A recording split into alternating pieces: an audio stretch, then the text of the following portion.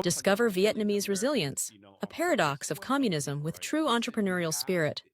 Everyone knows the rules. Mhm. And I think that over 4 decades of Vietnam instilling the rules, they have the right to smile. Yeah. You know what I mean? So when you see, it's a very stoic culture when you look at it. But at the same time, like, yo, y'all been through so much and you still smile. Yeah. And I've seen, especially, when you're going out to like Benyun and Coochie, and that's when you're getting out to the real, I call that the Brooklyn. When you're getting out there, it's like fuck around and find out. Yeah. You know what I mean? Like they're good until they're not. Yeah. And I'm good with that culture. Mhm. Like I come from that. Mhm. I can count 30 of my friends have been murdered and killed and from Brooklyn over the past, my lifetime. And when you see it and you're still able to smile and just be, you gotta applaud that. Yeah. And I look at it and I go, they're the closest I've ever felt to being amongst my own people. Yeah. They definitely have life figured out, so to speak, right? Yeah, they have quality of life figured out, and they understand that it ain't like, everyone talks about the prices out here. You can get a house for 400, $500 and blah, blah, blah. It's not about that. It's about what you're doing with it. Space is just space, and I've seen people be happy and comfortable on a hammock. Yeah. There's a lady outside that sells me a cafe soda every morning, and I'm in competition with her with who gets up the earliest in the morning. Because I see this lady hour in, I get up at 4 o'clock in the morning. I'm outside. I go take my jog. She gives me the cafe soda. She takes her card inside, and she's off to the next job or business. Let's not even call it jobs. They create businesses. They create wealth. That's one thing. It's so seeing how many small businesses are here, right?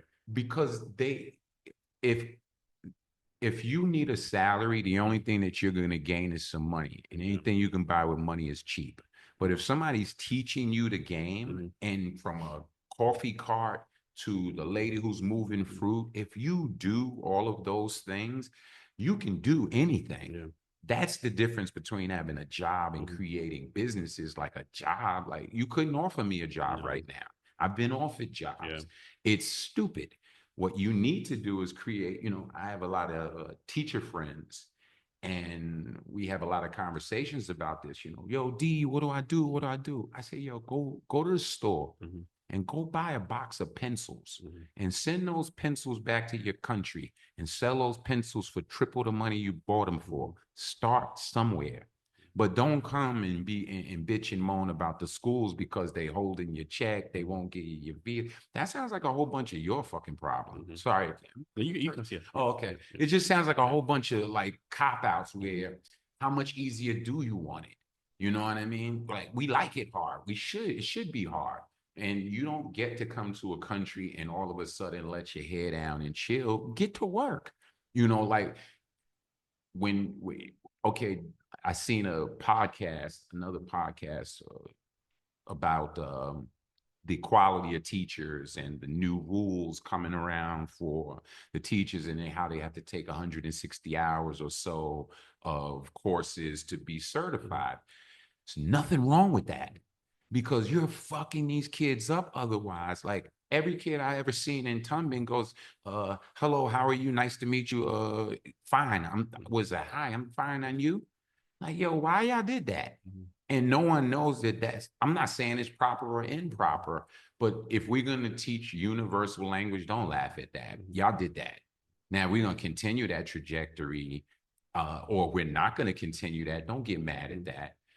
So when I look at people, with that cup half empty mentality, you came here to be a teacher, go teach somewhere else if you really that pissed off. You can't hack it, so that's my take on that. Master this. So like, obviously Vietnam's come to this country, right? Like I came here the first time in September 2023. Before I came here, my friends finally convinced me to come. In my mind, I was being ignorant, right? In my mind, like Vietnam, like it must be like Soviet Union, 1950s, bureaucratic, no creativity, no business. But man, it's so completely opposite here, right? It's almost like small business haven here, entrepreneur haven. Can you talk about that some? A little bit. First, you take the word communism, define it. Now you come out here, you see everything is free. I'm more free here than I am in America. I agree with you. I don't got to worry about police shooting me. I ain't got to worry about somebody robbing me. I ain't got to worry. I don't have to worry here. I just got to worry about maintaining and growing and scaling what I started here. And you get more supporters than you get detractors here.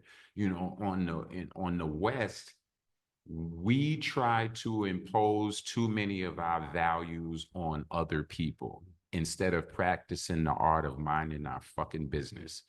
And that's where we get, you know, that's where the obstacle comes in. And people, oh, I didn't know this was it. Nothing's communist until you make it. Now fuck up and watch what they do. You know what I mean? Like they tell you to do something, just do it, because more than likely it's for your benefit. The only reason that you're adverse to it is because you're from the West and ain't nobody going to tell me what to do. Shut the fuck up with that. So that would be my take on what they call so-called communism. Then talk about this, like people in the States still say, oh, I'm hustling, I'm grinding. Like, no, you're not. You don't know, you know what hustling is in kind of Vietnam. These jokers here in Vietnam, they put the capitation hustle. Was it Joe Rogan or one of those guys? He was talking about it, or Dana White. He said, this generation right now. I remember that clip. I saw that. You remember that? I saw that clip, yeah. If the few people who, because this generation for the most part is fucked.